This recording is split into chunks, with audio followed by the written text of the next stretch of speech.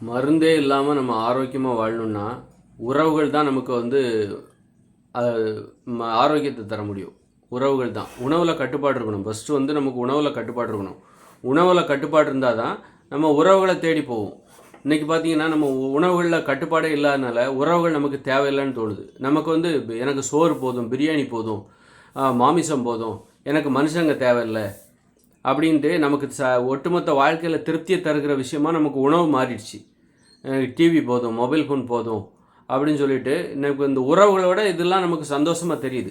காதல் இதெல்லாம் எனக்கு தேவையில்லை, விளையாட்டுலாம் தேவையில்லை, எனக்கு வந்து அப்பா அம்மா இதெல்லாம் தேவையில்லை, சோறு நல்லா இந்த சோறு சூப்பராக இருக்குது, பிரியாணி நல்லா இருக்குது, நான் பரோட்டாவுக்கு அடிமை, நான் தோசைக்கு அடிமை, இட்லி பூரி பொங்கல் தோசை இது இருக்கும்போது எனக்கு இந்த உலகத்தில் உள்ள எல்லா சந்தோஷமும் இது கொடுத்துருது. அதனால் எனக்கு வந்து மனுஷங்க தேவையில்லை அப்படின்ட்டு நம்ம போகிறோம். அதனால் இதை சாப்பிட்டு என்ன ஆகுது, கடைசியில் நோய் வந்துடுது. நோய் வந்ததுனால நம்ம வந்து அப்போது நமக்கு எது சந்தோஷத்தை தரும், இது இல்லைன்னா வேறு எது? சரிப்பா, சோறு சாப்பிடக்கூடாது, சோறு சாப்பிட்டா நோய் வருது, மாமிசம் சாப்பிட்டா, பிரியாணி சாப்பிட்டா நோய் வருது. அப்போ இதை போல் சந்தோஷம் தரக்கூடியது வேறு என்னவா இருக்கும் அப்படின்னா உறவுகள், மனித உறவுகள். இதற்கு இணையான இதை விட மேலான சந்தோஷத்தை இது உண்மையிலே சொல்லப்போனால் அந்த உறவுகளை விட உனக்கு இந்த காதலை விட நட்பை விட மிகப்பெரிய சந்தோஷத்தை தருவது எது தெரியுமா? அந்த சோறு தான். இந்த சோறு பிரியாணி தான் மிகப்பெரிய சந்தோஷத்தை தருது. பிரியாணி, தோசை, பேக்கரி உணவு, அல்வா, கேக்கு, பர்த்டே கேக்கு இதெல்லாம் உனக்கு மிகப்பெரிய இன்பத்தை தருகிறது. இந்த சோறு தருகிற இன்பத்தை விட, இந்த பூரி பொங்கல் தோசை தருகிற இன்பத்தை விட உறவுகளோட இன்பம் வந்து குறைவாக தான் இருக்குது. அதான் உண்மை. காதல் தருகிற இன்பத்தை விட இந்த பிரியாணி தருகிற, வெஜிடபிள் பப்ஸ் தருகிற, அந்த முட்டை பப்ஸ் தருகிற, பிரியாணி தருகிற அந்த இன்பம் என்பது பெரிதாக இருக்கிறது. அதனால தான் எனக்கு காதலே தேவையில்லை அப்படின்றாங்க. காதலிக்காதன்னா கேட்டுக்கிறாங்க. காதலிக்கக்கூடாது சரியா அப்படின்னோடனே சரி அப்படி ஏன் கேட்டுக்கிறாங்க, ஏன் ஒத்துக்கிறாங்க? நீ சொல்படி கேட்டால் உனக்கு நான் பிரியாணி தருவேன், நீ பிரியாணி சாப்பிடுகிறாய், இட்லி சாப்பிடுகிறாய், அதனால் நான் சொல்வதை கேள் அப்படின்னு பெற்றவங்க சொல்கிறாங்க. உனக்கு தேவையான நல்ல சாப்பாடு நாங்கள் தரோம், அதனால் நீ காதலிக்கக்கூடாது, அங்கங்கே போகக்கூடாது. அதே நேரத்தில் வந்து பெற்றவங்க வந்து காய்கறிகளையும் பழங்களையும் தான் தர்றாங்கன்னு வச்சுக்கோ, நீ காதலிக்கக்கூடாதுன்னா கேட்பாங்களா? கேட்க மாட்டாங்க. ஏன்னா இப்போ காய்கறிகள் பழங்கள் இது தருகிற இன்பத்தை விட காதல் என்பது பெரிதாக இருக்கும். உனக்கு வந்து இந்த காதலை விட மிகப்பெரிய இன்பம் எது? நட்பை விட, விளையாட்டை விட மிகப்பெரிய இன்பம் எது? இந்த சோறு, இட்லி, தோசை இதெல்லாம் சாப்பிடும்போது, கேக்கு இதெல்லாம் சாப்பிடும்போது எனக்கு விளையாட்டு வேணும். இப்போ உனக்கு விளையாட்டு வேணுமா, பிரியாணி வேணுமான்னு கேட்டால் எதை தேர்ந்தெடுப்பான்? எனக்கு பிரியாணி தான் வேணும். உனக்கு காதல் வேணுமா அல்லது உனக்கு பிரியாணி வேணுமா அப்படின்னு கேட்டால் எதை கேட்பாங்க? மைசூர் பாக்கு, பால்கோவா வேணுமா, எதுன்னு கேட்டால் எனக்கு பால்கோவா தான் வேணும் அப்படின்னும். உனக்கு ஃப்ரெண்ட்ஷிப் வேணுமா, பால்கோவா வேணுமா, டெய்லி உனக்கு பிரியாணி வேணுமா, எது வேணும் அப்படின்னா எனக்கு வந்து பிரியாணி தான் வேணும் அப்படி. இந்த டிவி, மொபைல் ஃபோன் இதான் வேணும் அப்படி. மொபைல் ஃபோன் வேணுமா, உனக்கு மொபைல் ஃபோன் வேணுமா, காதல் வேணுமா, மொபைல் ஃபோன் வேணுமா, விளையாட்டு வேணுமா, எனக்கு மொபைல் ஃபோன் தான் வேணும்னு. அதனால் நமக்கு வந்து எது இன்பத்தை பெரிதாக தர வேண்டும் என்றால் இந்த உறவுகள் தான் இன்பத்தை தர வேண்டும். மற்றது அப்போ உறவுகள் தான் இன்பத்தை தர வேண்டும் என்றால் இதெல்லாம் இருக்கக்கூடாது. இந்த உறவுகளை விட மிகப்பெரிய இன்பம் இந்த உலகத்திலே இருக்கக்கூடாது. இந்த டிவி இருக்கக்கூடாது, மொபைல் ஃபோன் இருக்கக்கூடாது, மின்சாரம் இருக்கக்கூடாது, இந்த காங்கிரீட் கட்டடம் இதெல்லாம் இருக்கவே கூடாது. இந்த மாதிரி அரிசி, கேழ்வரகு, கோதுமை இதில் உப்பு போட்டு சமைச்ச இந்த உணவுகள்லாம் இருக்கக்கூடாது. பேக்கரி உணவுகள்லாம் இருக்கக்கூடாது. நம்ம அப்படி ஒரு வாழ்க்கை வாழணும். ஒரு குடிசையில் வாழணும், ஒரு காடுகளில் வாழ வேண்டும், எளிமையாக நடந்து செல்ல வேண்டும். அப்போ நமக்கு இந்த உலகத்தில் எது இன்பமாக தெரியும்? அந்த எளிமையான அந்த இயற்கையோடு இணைந்த அந்த வாழ்க்கையில் நமக்கு எது பெரிதான இன்பமாக தெரியும்? அந்த உறவுகள் தான். குடிசையில் வாழ்கிற அந்த வாழ்க்கையில் மனுஷங்க தான் நமக்கு இன்பமாக தெரியும். நமக்கு மொபைல் ஃபோன் அந்த உலகத்தில் கிடையாது. இயற்கையோடு இணைந்த மனித வாழ்க்கை 2040 வருது, 40க்கு அப்புறம் வருது. அங்கே பார்த்தீங்கன்னா உங்களுக்கு மொபைல் ஃபோன் கிடையாது, டிவி கிடையாது, மின்சாரம் கிடையாது, இந்த மாதிரி உப்புலாம் எடுத்துகிட்டு வர பணங்கிற நடைமுறை கிடையாது. அதனால் உப்பை யாரும் வியாபாரம் பண்ண போகிறதில்ல. வெளியிலேருந்து எந்த உணவையும் நீங்கள் பேக்கரி எதுவுமே கிடைக்காது. நீங்கள் உற்பத்தி பண்ணுற பழங்கள், காய்கறிகள் இதுதான் கிடைக்க போகுது. நெல்லெல்லாம் வந்து நெல், அரிசியெல்லாம் யாரும் விளைவிக்க மாட்டாங்க, அது நோயை தரக்கூடியது. மேலும் அதெல்லாம் சமைக்கணும் அப்படின்னா ரொம்ப கஷ்டப்பட்டு அதை உரைச்சி யார் இனிமேல் கஷ்டப்பட போகிறாங்க? நம்ம வந்து சும்மாவே உட்காந்து நம்ம பழகிட்டோம்.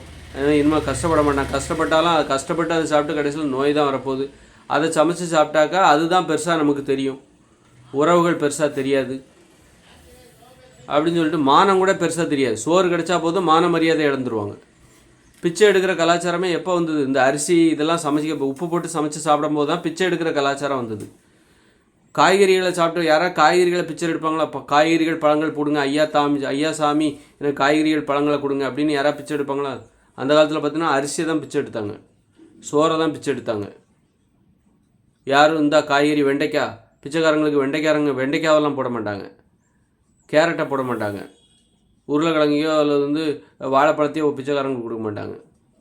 அவங்க பிச்சை எதை எடுத்தாங்க? சோத்தை தான் பிச்சை எடுத்தாங்க. அந்த காலத்தில் சோறு வந்தப்போ தான் பிச்சைக்காரங்களே நிறைய வர ஆரம்பிச்சிட்டாங்க. அரிசி வந்தப்போ தான், ஏன்னா பிச்சை எடுத்து அந்த அரிசி எடுத்துகிட்டு வந்து சமைச்சு சாப்பிடலாம், சமைச்சு உப்பு போட்டு குழம்பு ஊற்றி சாப்பிட்டா சூப்பராக இருக்கும் அப்படிங்கிற அந்த நடைமுறை அப்போ தான் வந்தது. இந்த அன்னதானம் வழங்குற வழக்கம் இதில் ஒரு ஆர்வம், அன்னதானம் வழங்குறதுல ஆர்வம், அதை வாங்கி சாப்பிட்றதுல ஒரு ஆர்வம், எல்லாம் இந்த சோறு தான் காரணம். சோறு இந்த மாதிரி உணவு தான். அதுவே நீங்கள் ஒரு காய்கறிகள் பழங்களை தான் சாப்பிடணும் அப்படின்னு காய்கறிகள் பழங்களை யாராவது வெண்டைக்காவை அன்னதானமாக கொடுப்பாங்களா? இல்லை வெண்டைக்காய் தானம் பண்ணுவாங்களா? பண்ண மாட்டாங்க. அந்த அளவுக்கு இது அன்னதானங்கிறது நீ பண்ணுறதுக்கு உனக்கு பெருமை, அதை வாங்கி சாப்பிட்றவனுக்கு அது இழிவு தானே. வாங்கி சாப்பிட்ற ஒருவராக நீ இருப்பியா? இருக்க மாட்டேன். அப்போது இது மாதிரியான விஷயங்களை பார்க்கணும். அப்போ நம்ம இந்த உலகத்தில் நமக்கு எது பெருசாக தெரியணும்னா உறவுகள் தான் பெருசாக தெரியணும். அப்படின்னா இந்த உலகத்தில் கிடைக்கிறது மற்ற எல்லாமே அதற்கு கீழ் தான் அப்படிங்கிற ஒரு தோற்றத்தை ஏற்படுத்தணும். ஒரு குடிசையில் வாழணும். இன்றைக்கி காங்கிரீட் கட்டடம் உனக்கு வேணுமா, காதல் வேணுமா அப்படின்னா இன்றைக்கி பிடிச்ச வாழ்க்கை வேணுமா உனக்கு? இந்த காங்கிரீட் இப்போ நிறைய பெண்கள் பிடிக்காத வாழ்க்கையை வாழ்கிறாங்க. ஏன்? புருஷனுக்கு அவன் பெரிய வீடு கட்டியிருக்கான், காங்கிரீட் வீடு கட்டியிருக்கான், நல்ல சொத்து இருக்குது, அதனால் எனக்கு பிடித்த வாழ்க்கையை விட இந்த சொத்து தான் எனக்கு பெருசு அப்படின்னு சொல்லிட்டு வாழ்ந்துட்டுருக்காங்க. அதுவே நீ குடிசையில் வாழ்கிற அப்படின்னா உனக்கு எது வேணும்? பிடிச்ச வாழ்க்கை தான் வேணும். குடிசை வேணுமா, பிடிச்ச வாழ்க்கை வேணுமானா பிடிச்ச வாழ்க்கை தான் வேணும். ஏன்னா குடிசை ஒன்றும் பெரிய விஷயம் கிடையாது. இந்த மாதிரி நமக்கு எப்போ அது தெரியுமா அந்த உலகத்தில் விடிவு கிடைக்கும்? நமக்கு பிடித்த வாழ்க்கை நமக்கு உறவுகள் இருக்குல்ல, அந்த காதல் நட்பு, இதுதான் இந்த உலகத்தில் பெருசுங்கிற மாதிரியான ஒரு வாழ்க்கை இருக்கணும். அதை விட பெருசு இந்த உலகத்தில் இருக்கக்கூடாது. இந்த காதல் நட்பு விளையாட்டு ஆடல் பாடல் அன்பு பாசம் இதை விட பெருசு இந்த உலகத்தில் இருக்கக்கூடாது. அதுக்கப்புறம் தான் மற்றது எல்லாமே இருக்கணும். அப்போ தான் இந்த உலகத்தில் அன்பு பாசம் இருக்கும். இன்றைக்கி ஏன் அன்பு பாசம் இல்லைன்னா, அன்பு பாசத்தை விட காதலை விட நட்பை விட இங்கு பெரிதான விஷயங்கள் இருக்குது, வியப்பிற்குரிய விஷயங்கள் இருக்குங்க. இந்த மொபைல் ஃபோன் வியப்பிற்குரிய விஷயம். மொபைல் ஃபோன் நோண்டிட்டா பக்கத்தில் ஃப்ரெண்டாக இருந்தால் நான் மனைவியாக இருந்தால் பேசவே தோணாது. ஏன்னா இவர்களை விட இந்த மொபைல் ஃபோன் பெருசு. அதுபோல் சாப்பாடு, பிரியாணி சாப்பாடு இதெல்லாம் வந்தால் சாப்பிட்டா தூங்க தான் தோணும், யார்கிட்டையும் பேச தோணுது. இது சாப்பிட்றதா இருந்தால் அப்போ சாப்பாடு தான் பெருசாக தெரியுது. அதனால் நமக்கு எப்போ அன்பு பாசம்லாம் பெருசாக தெரியும் அப்படின்னா அந்த உலகத்தில் அதை விட பெருசாக எதுவுமே இருக்கக்கூடாது. அதை விட பெருசாக இருந்தால் அதை தேடி தான் போவாங்க மனிதர்கள். மானத்தை விட மானம்தான் இந்த உலகத்தில் பெருசாக தெரியணும். விடுதலை தான் சுதந்திரம். இன்றைக்கி பெண்கள் சுதந்திரமாக ஏன் இருக்க மாட்டேங்கிறாங்க அப்படின்னா சுதந்திரத்தை விட பெரிதான விஷயம் அவர்களுக்கு கொடுக்கப்பட்டிருக்கிறது. அதெல்லாம் கொடுத்து தான் அவங்களுடைய சுதந்திரத்தை பறிக்கிறாங்க. உனக்கு தேவையான நீ வேலைக்கு போக வேண்டாம், வீட்டிலே இரு. அப்போ அது பெருசாக தெரியுது. இந்த காதலை விட உண்மையான அன்பு பிடித்த வாழ்க்கையை விட வேலைக்கு போகாமல் வீட்டில் இருக்காங்க பாருங்கள் சொகுசாக வேலை டிவி பார்த்துட்டு, அப்போ அது பெருசாக அவங்களுக்கு தெரியுது. அதனால தான் எனக்கு விடுதலை தேவையில்லை, சுதந்திரம் தேவையில்லை. அப்போ வீட்டில் உட்காந்து வேலைக்கு நான் சோறு சாப்பிடுவேன், பிரியாணி சாப்பிடுவேன், நகைகள் ட்ரெஸ்ஸு அப்படி ஆடம்பரம் இதெல்லாம் போடும்போது எனக்கு பிடித்த வாழ்க்கை, எனக்கு பிடிக்காத வாழ்க்கையாக இருந்தாலும் எனக்கு அதற்கு ஈடாக இதெல்லாம் கொடுக்கப்படுகிறது, அதை விட மேலானது கொடுக்கப்படுகிறது. அதனால எனக்கு சுதந்திரம் வேண்டாம், இதுதான் வேணும். அப்போ சுதந்திரம் உனக்கு எப்போ தேவை தெரியுமா? பெண்களுக்கு சுதந்திரம் எப்போ தேவைன்னு தோணும் தெரியுமா? இந்த உலகத்தில் உள்ள ஒவ்வொருத்தருக்கும் எளிமையாக வாழும்போது, குடிசையில் வாழும்போது. இந்த குடிசையில் வாழ்கிற வாழ்க்கையை விட எனக்கு சுதந்திரம் தான் இன்பத்தை தருகிறது. ஏன்னா குடிசையில் வாழும்போது உனக்கு இன்பம் தராது. நீ கட்டாந்தரையில் படுத்து கிடப்ப. ஒவ்வொரு நாளும் தூங்குறதுக்கு உனக்கு போர்வை கிடைக்காது. இயற்கையோடு இணைந்த மனித வாழ்க்கையில் போர்வை கிடையாது, துணி கிடையாது. இயற்கையில் கிடைக்கிற ஆடைகளை தான் நீ ஆடையாக நெய்து அணிந்து கொள்ள வேண்டும். அப்படி இருக்கும்போது அப்படிப்பட்ட அந்த வாழ்க்கையில் வெறுங்காலில் நடக்கணும். நீ தான் கஷ்டப்பட்டு விவசாயம் பார்க்கணும், உனக்கு தேவையான உணவை உற்பத்தி பண்ணணும். யாரும் உனக்காக ஒரு வேலை செய்ய மாட்டாங்க. அவங்கவுங்க உணவு அவங்கவுங்களே தேடுகிற அந்த வாழ்க்கை இயற்கையோடு இணைந்த மனித வாழ்க்கை வரப்போகுது. அப்படி இருக்கும்போது அந்த உலகத்தில் உனக்கு எது பெருசாக தெரியும்? ஆமாம், ஒரே நம்பிக்கை இது. நீ வாழ்வதற்கான நம்பிக்கை அந்த விடுதலை உணர்வும், அந்த சுதந்திரமும், அந்த சுயமரியாதையும், அந்த அன்பும் பாசம் காதல் விளையாட்டு ஆடல் பாடல் குடும்பம் கூட்டு குடும்பம் இதையெல்லாம் தருகிற அந்த குடும்பம் கூட்டு குடும்பம் இதெல்லாம் தான் உனக்கு பெருசாக தெரியும். ஏன்னா அதை விட இந்த உலகத்தில் வேறு எதுவுமே இல்லை அப்படிங்கிற ஒரு காலகட்டம் இயற்கையோடு இணைந்த மனித வாழ்க்கையில் அந்த சூழ்நிலை என்பது அப்பொழுது நிலவும். அப்போ தான் மனிதர்களுக்கு எது தேவையோ அதெல்லாம் அவங்களுக்கு பெருசாக தெரியும். நல்லது செய்கிற விஷயங்கள்லாம் பெருசாக தெரியும். இன்றைக்கி அழிவை தருகிற விஷயங்கள் இன்றைக்கி மனிதர்களுக்கு பெரிதாக தெரிகிறது. இன்றைக்கி அழிக்கக்கூடிய விஷயம் பெருசாக தெரியுது. இந்த பைக்கு ஓட்டினா ஆக்சிடென்ட் ஆகி விபத்து ஏற்படும், ஆனால் அதுதான் அவனுக்கு பெருசாக தெரியுது. இவன் பாதுகாப்பு, இவன் உயிரே இன்றைக்கி மட்டமாக தெரியுது. மனிதனோட உயிரே இன்றைக்கி மட்டமாக தெரியுது. அது ஒன்றும் சாதாரண விஷயங்க. இந்த பைக்கை விட என் உயிர், இந்த பைக்கை ஓட்டுறக்கா நான் என் உயிரை கூட கொடுப்பேன். இந்த ஃப்ளைட்டில் போய் நீ ஆக்சிடென்ட் ஆகிடும் போனால் போகுது, ஃப்ளைட்டில் போனால் எனக்கு விபத்து ஏற்பட்டு செத்து போயிடுவாடா அப்படின்னா போனால் போகுது, அதோட எனக்கு அந்த பயணம் அனுபவம் தான் பெருசு அப்படின்னு நினைக்கிறாங்க. விண்வெளிக்கு போனால் அந்த ஃபெயிலியர் ஆகி அங்கே ஏதாவது ஆகி நீ அங்கேயே தங்கிடுவாடா இல்லை இறந்து போயிடுவா அப்படின்னா பரவாயில்ல, நான் வீரமரணம், நான் போய் சேர. அப்போ உயிர் கூட உனக்கு வந்து பெருசாக தெரிய மாட்டேங்குது. இந்த உலகத்தில் இருக்கிற விஷயங்களை பார்க்கும்போது உன் உயிரே உனக்கு பெருசாக தெரிய மாட்டேங்குது. இந்த இயந்திர அறிவியலும் அவ்வளோ பிரம்மாண்டமாக இருக்குது. உன் உயிரை விட இது பெருசாக தெரியுது. உனது உடல் ஆரோக்கியத்தை விட இங்கே உள்ள உணவுகள், இதை சாப்பிட்டு எனக்கு நோய் வந்தால் கூட பரவாயில்ல, இதை சாப்பிட்றேன். உன் உடல் ஆரோக்கியம் உனக்கு பெருசாக தெரியல, இந்த உணவுகள் தான் உனக்கு பெருசாக தெரியுது. இங்கே ஆக்சிடெண்ட்டில் பல லட்சம் பேர் சாகுறாங்க. ஒவ்வொரு வருஷம் 10 லட்சம் பேர் சாகுறாங்க. ஆனாலும் இந்த வாகன மோகம் மக்களிடம் இருக்குது. காரணம், இந்த உயிரை விட இந்த வாகனம் உனக்கு பெரிதாக தெரிகிறது.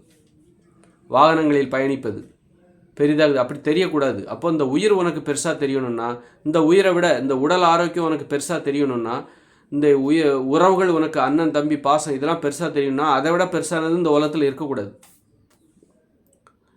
நீ குடிசையில் வாழ வேண்டும், வெறுங்காலில் நடந்து செல்ல வேண்டும், விவசாய நிலத்தில் அவங்கவுங்க உணவு தேவைக்காக உழைக்கணும்.